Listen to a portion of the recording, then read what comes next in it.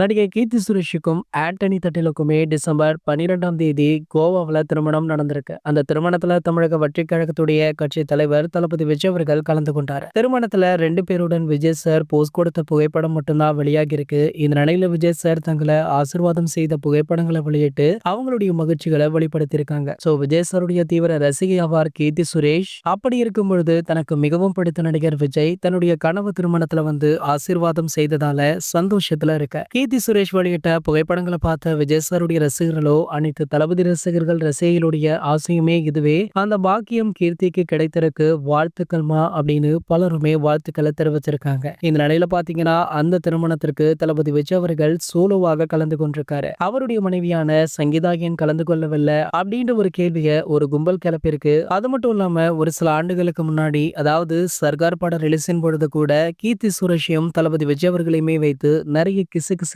பற்றி சோசியல் மீடியாக்கள்ல பலருமே அவதூறாக பேச ஆரம்பிச்சாங்க. இதனடுத்து பாத்தீங்கன்னா கீர்த்தி சுரேஷிற்கு தற்போது திருமணமுமே ஆகியிருக்கு. இந்த விஷயம் பாத்தீங்கன்னா சங்கீதாவை ரொம்பவே பாதிச்சிருக்காம். அது மட்டும் இல்லாம கீர்த்தி சுரேஷுடைய திருமணத்துல சங்கீதா கலந்து கொள்ளாததற்கு இதுவுமே ஒரு முக்கிய காரணமாக பார்க்கப்படுது.